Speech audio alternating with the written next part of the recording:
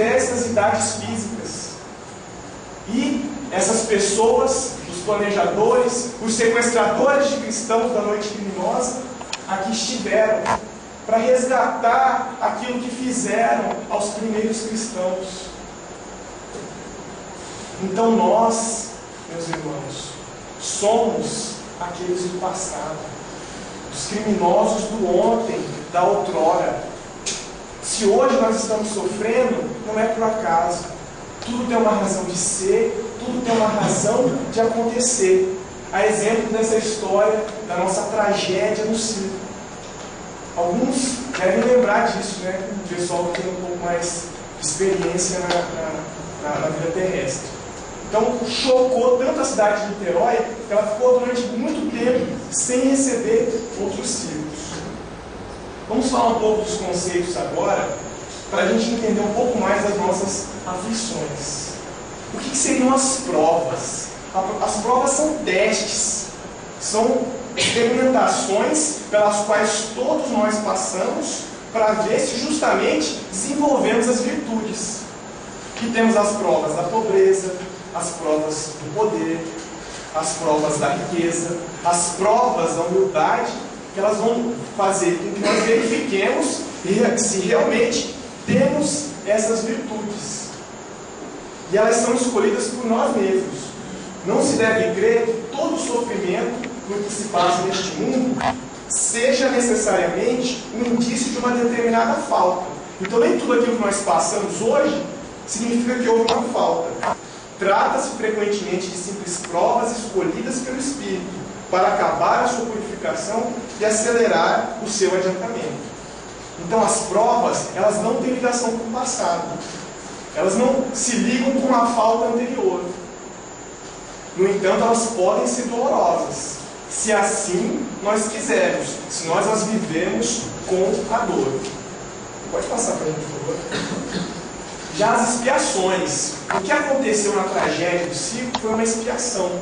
Porque todas essas pessoas, elas haviam praticado um crime diante de Deus, que foi se regozijar com o sofrimento do próximo, foi sequestrar o nosso semelhante. Então as expiações, elas estão ligadas a alguma coisa que nós fizemos no nosso passado. E hoje, a providência divina nos dá a dádiva de que nós reencarnemos justamente para entender que aquilo que nós fizemos foi errado. E aí acaba que nós sofremos na própria pele. Então a expiação é a pena imposta ao malfeitor que cometeu um crime. Toda expiação, ela é uma prova. Por quê? Porque ela vai nos testar. Mas nem toda prova é uma expiação. Justamente porque a prova, ela não tem ligação com o passado. Mas a expiação, ela se liga com uma falta que nós tivemos. E a expiação, ela é sempre dolorosa. Porque a dor é o santo remédio. É o santo remédio que vai nos ensinar, que vai nos trazer esclarecimento, que vai fazer com que nós desenvolvamos a paciência, com que nós desenvolvamos a abnegação, a compreensão daquele momento de dificuldade. E que Deus, na sua infinita misericórdia e sabedoria, Ele reserva para a gente tudo o de melhor, tudo o que nós precisamos. Por mais que nós achemos que no momento de dificuldade não é o melhor para a gente. E todos nós ainda passamos por provas e expiações, porque não somos espíritos perfeitos. Porque quando alcançarmos a perfeição, não precisaremos mais passar por isso, porque já teremos nos depurado, nós já teremos nos burilado, já teremos chegado até o Pai. Então a gente não tem necessidade mais de ter tanto sofrimento. E aí nós iremos para os mundos celestes ou divinos. E a Terra, ela ainda é um mundo de provas e expiações. Porque ainda passamos pelas provas e expiações. A Terra não é um mundo primitivo, porque nós já temos um grau intelectual muito grande. No entanto, o nosso lado moral ainda é pouco desenvolvido. Então ainda existem guerras, existem atrocidades, existem muitas dificuldades que nós mesmos somos os próprios criadores. A dor é esse santo remédio, né? O remédio amargo, mas que nos cura. que nos faz desenvolver a humildade, que nos faz desenvolver a compreensão. Então, às vezes a gente vê aquela pessoa que está lá imponente, não tem problema nenhum, soberba, arrogante, ela tem uma dificuldade pequena, uma dorzinha que seja física, ela já passa a enxergar que, às vezes, um fungo, uma bactéria, um câncer nos derruba, que nós não somos nada diante de Deus. Então, por que nós queremos nos achar muita coisa? Então, a dor, ela serve também para tornar o homem humilde, para ele enxergar que sempre está diante de Deus, que é Deus que nos dá a vida, que é Deus que nos dá a saúde. E a dor também serve pela purificação extrema. Tem uma frase que diz assim, que a dor é a fraqueza saindo pelos nossos poros, seja a dor física ou a dor moral. Então, quando nós estamos com uma dor, é porque aquela nossa chaga moral, ela está sendo queimada dentro de nós. Ela está sendo trabalhada para que nós nos melhoremos, para que nós vençamos. Ele, o Senhor, assentar-se-á como fundidor e purificador de prata e purificará os filhos. Malaquias, capítulo 3, versículo 3. Isso aqui é muito profundo. Uma mulher, né? Mulher é muito curiosa, mas tem homem também que é muito curioso. A gente fala que a mulher é curiosa, mas tem muito homem que é curioso também. Ela queria saber o significado disso daqui, dessa passagem que era muito interessante. E ela buscou o ourives. O ourives é aquele profissional que trabalha com metais preciosos, com ouro, com prata, para ver como é que ele fazia com isso daqui. E ela marcou um horário com ele. Deixa eu ver o senhor trabalhar? Ele falou, não, vai lá, pode me ver trabalhar. Aí ela via que ele chegava, ele pegava com uma pinça a prata e colocava no fogo. E ficava olhando conforme está aqui, né, a imagem da retaguarda. E ele ficava. E deixava queimando. E ela perguntou para ele, mas por que o senhor tem que ficar... como é que o senhor trabalha? Ele explica. Ele falou, olha, eu pego a prata e eu coloco bem no meio do fogo, bem no centro, que é onde é mais forte, justamente para tirar as impurezas da prata, para que ela possa se purificar. Ela, nossa, que interessante. Ele ficou pensando, Deus é assim com a gente, né? Ele sempre nos coloca no calor da dor, no calor das dificuldades, para que nós nos purifiquemos. Interessante. Aí ela observou que ele ficava olhando a prata queimando bem de perto. E ela perguntou para ele, mas o senhor tem que ficar aí olhando essa prata sendo queimada? O senhor tem que ficar tão de perto assim? Ela falou, aí ele respondeu, eu tenho. Mas por quê? Porque se eu descuidar um minuto, um segundo que seja, ela vai ser destruída. Interessante. Mas por que o senhor fica tão perto dela assim? E quando o senhor sabe que ela chegou ao ponto? Olha, eu sei que ela está limpa, isso é fácil. Quando eu olho para ela e eu vejo o meu reflexo na prata, aí eu sei que ela está purificada. E Deus é assim com todos nós, meus irmãos. Ele nos coloca no fogo da dificuldade para que as nossas impurezas sejam queimadas e Ele nos acompanha de perto. E quando Ele vê que a imagem dele está refletida em nós, é o momento exato dele nos tirar daquela dor. Só que também existe o bom e o mal sofrer.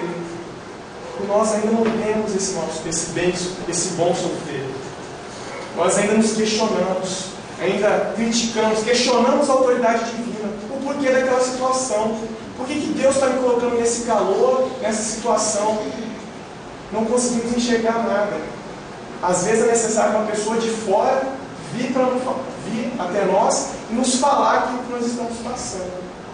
Então vejamos que Deus sempre está com nós, sempre está acompanhando os nossos passos, para que nós estejamos à sua imagem e semelhança, para que nós nos aproximemos dele. Deus não se distancia de nós, somos nós que nos distanciamos dele.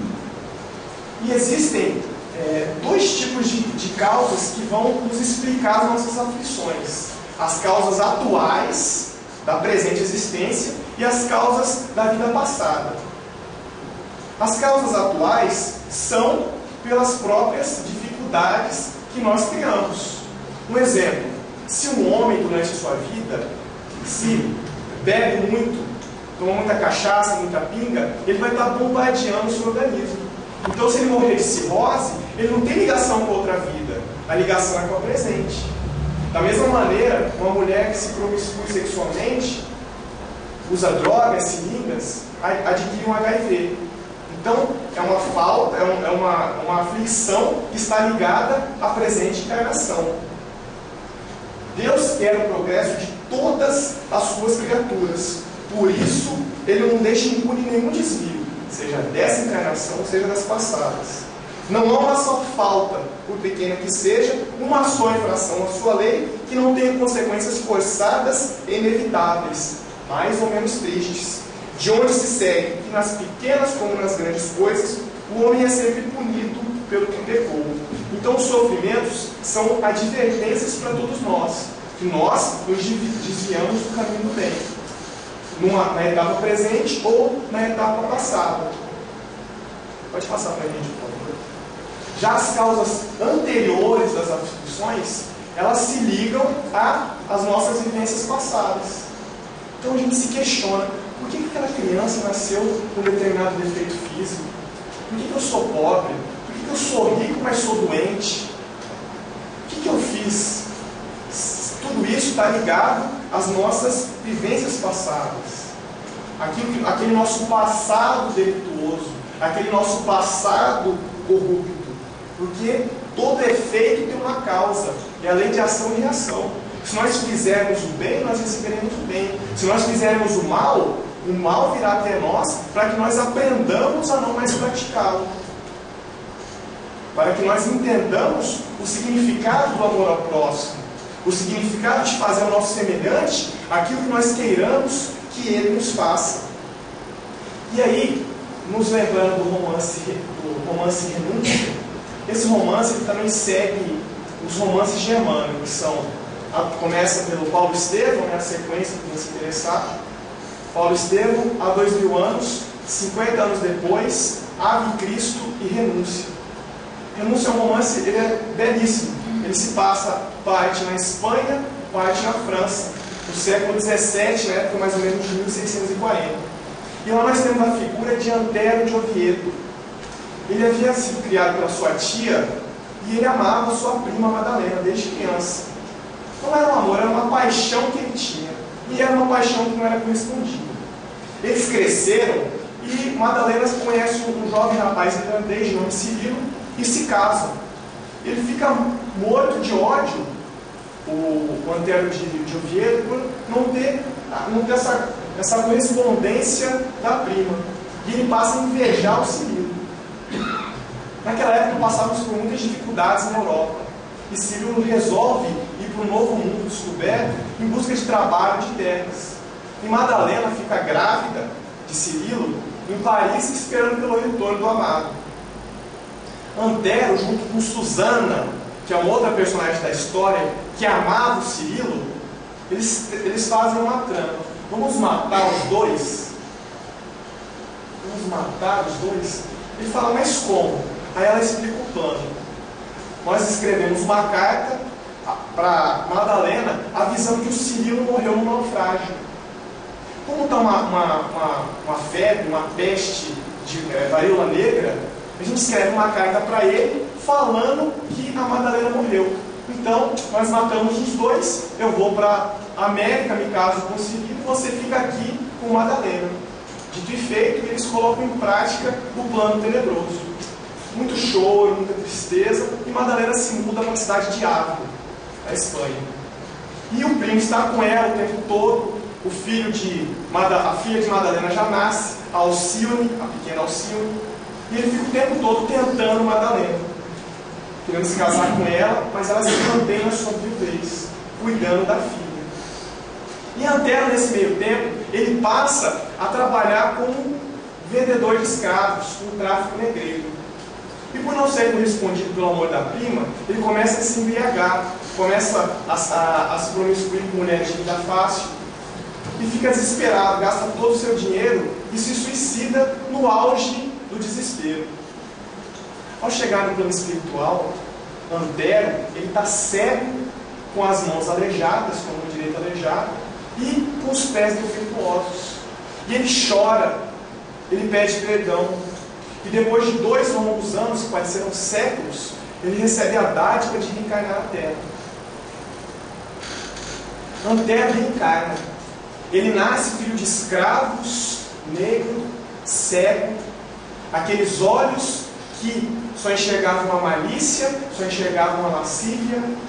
Ele vem sem a visão, sem a luz da vida, justamente para valorizá-la. Aquela mão que havia assinado documentos condenáveis, condenando pessoas à escravidão, vem defeituosa, para que ele passe a valorizar esse membro que nos é tão fundamental. Os seus pés vêm retorcidos, aqueles pés que o levavam para o caminho do mal, que o levavam a criar dor nas pessoas. E ele nasce com essas dificuldades, e escravo. O senhor de terras, das terras onde seus pais moravam, fala aos seus pais que Antero teria que ser sacrificado, porque eles não queriam uma criança defeituosa.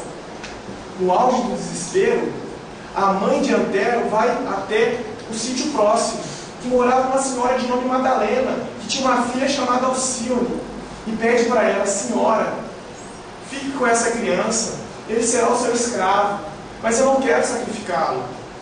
E Madalena diz: ele não será sacrificado, ele será criado como meu filho, como filho que eu não tive, irmão de Alcione. Então nós percebemos, meus irmãos, que a espiritualidade é perfeita. Ela reúne todas as pessoas que têm dívidas, para que elas possam, através da convivência do dia a dia, acabar com essas dívidas, acabar com essas dificuldades, para que o amor possa curar o ódio.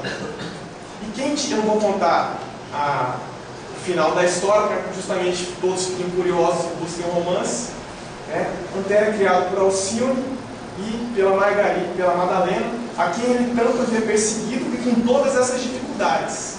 Então percebam como nada é por acaso, como nós escolhemos as provas pelas quais nós passamos. Ele aceitou, ele escolheu vir com todas essas dificuldades justamente para se purificar. Ele percebeu todo o mal que havia feito. Aí na questão 258 do Livro dos Espíritos, surge a seguinte questionamento: quando no estado errante é o da erraticidade do espírito, ainda que é imperfeito e está no mundo espiritual, e para que ele possa aprender, ele fica vagando de um ponto ao outro para buscar ensinamentos. Por isso que fala que é errante. O espírito perfeito não precisa disso, o espírito perfeito não é errante. Quando no estado errante e antes de reencarnar, o espírito tem a consciência e a previsão das coisas que lhe sucederão durante a vida. Aí, o Espírito de Verdade responde: ele próprio escolhe o gênero das provas que quer suportar, e nisso consiste o seu livre-arbítrio. Então, se nós estamos passando por uma dificuldade, nós temos que pensar 2 vezes, pois certamente fomos nós, no plano espiritual, no momento em que temos mais consciência das nossas vidas passadas, que definimos essas dores que nós estamos passando, pois justamente serão elas que irão nos purificar, sejam as dores físicas, sejam as dores morais. E nada ocorre sem a permissão de Deus. Um fio do nosso cabelo não cai sem que Deus autorize. Então Deus permite que nós venhamos nessa situação para que aprendamos com o remédio amargo que é a dor. Mas nem todas as tribulações pelas quais nós passamos, todas são definidas no plano espiritual. Nós fazemos um planejamento geral e desse planejamento saem as consequências. Se nós escolhemos vir pobres para passar pela prova da pobreza, se eu roubar para me alimentar, não quer dizer que eu planejei isso na vida passada, no plano espiritual, não. É um fato que aconteceu. Nós fazemos um planejamento geral da nossa vivência. Aí a gente se questiona: mas por que a gente não lembra dessas coisas? Porque existe o esquecimento do passado. Graças a Deus que existe o esquecimento do passado. Porque imagina se nós enxergarmos aquele filho que nasce, aquele ser que na outra existência nos conduziu à prostituição, nos conduziu ao erro. Aquele que foi nosso pai em outra vida nos bateu, até mesmo pode ter nos matado. Nós não conseguiríamos ter amor por aquele ser que nasceria. Nós teríamos ódio. E esse ser, sabendo do que aconteceu na outra vida, se tivesse a consciência plena de todas as existências, se sentiria humilhado. Antero, que veio com todos esses defeitos, se ele se lembrasse, enquanto encarnado, de todo o mal que ele fez para Madalena e Alcione, ele teria vergonha de si mesmo. Ele não conseguiria viver. Talvez ele até se matasse. Então, o esquecimento é uma dádiva que Deus nos dá. No romance Renúncia, ele diz: quem poderia aguardar o êxito desejável, defrontando velhos inimigos, sem o bálsamo dessa bênção celestial sob a chaga da lembrança? Sem a paz do esquecimento transitório, do esquecimento temporário, talvez a terra deixasse de ser escola abençoada para ser ninho abominável de ódios perpétuos. Imagina aquela mãe que vai trazer ao mundo o Bin Laden, ou trazer o Hitler. Se ela soubesse que ela foi perseguida por aquele ser. Então, o esquecimento é uma dádiva que nós temos.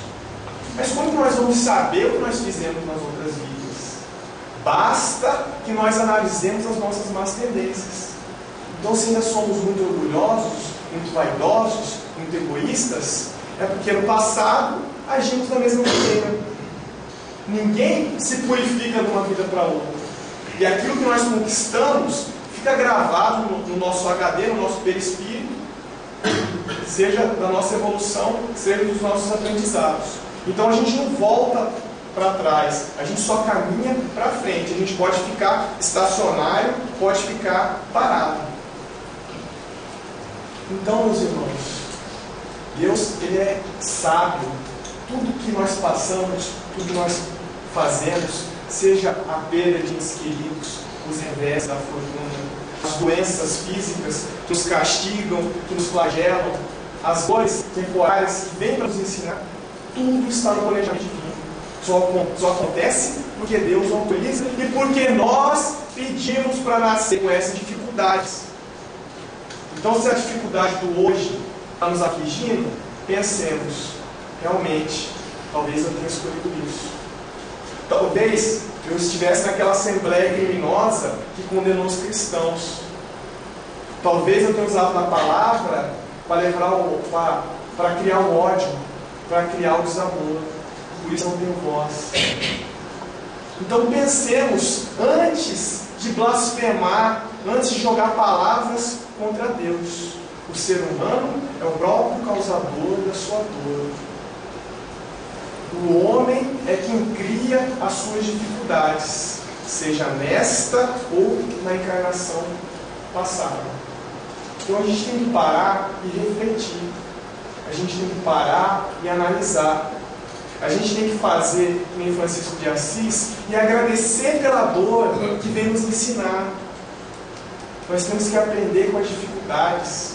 Temos que buscar sempre ver o lado positivo de tudo. Mas o que isso está me acrescentando? A gente costuma enxergar apenas um lado do problema, mas existem tantos outros, tantas outras situações. E nós só vamos ver mais na frente quando estamos mais experientes, quando o problema passou e a gente consegue refletir. Quando a gente está no alto de um prédio, ou em cima de um avião, a gente olha e consegue enxergar tudo. As casas, os prédios. Deus é assim conosco. Ele tem a visão de tudo. Agora, quando a gente está lá no prédio, lá no chão, lá embaixo, a gente não consegue ter essa visão do geral. Então, muitas vezes, um pequeno atraso está nos livrando de um perigo, de um acidente, de uma tempestade, de um buraco. Então, a gente tem que sempre parar e contar até 10. Não, isso aqui tem algo para mim. É para eu pensar, é para eu me instruir moralmente com isso. E Jesus nos disse: bem-aventurados os aflitos. nós temos que agradecer pela dor, porque essa dor do presente, que se for bem vivenciada, se for bem tratada, ela vai nos livrar de séculos e séculos de sofrimento. Se aqueles criminosos da Assembleia das Gálias tivessem, durante esses 18 séculos, refletido sobre o mal que fizeram, sobre o crime que praticaram, com certeza muitos deles não estariam em Niterói naquela tarde de domingo do ano 61. Então pensemos, essa encarnação, qual é a melhor encarnação que nós temos? É a presente. Então nós temos que aproveitá-la ao máximo, nos instruir espiritual e moralmente. Lembremos do esquecimento do passado. Lembremos das causas anteriores e atuais das aflições. Lembremos que nós escolhemos o nosso destino. E que a nossa vida corporal presente é um ponto no infinito. Porque a partir do momento que o Espírito é criado,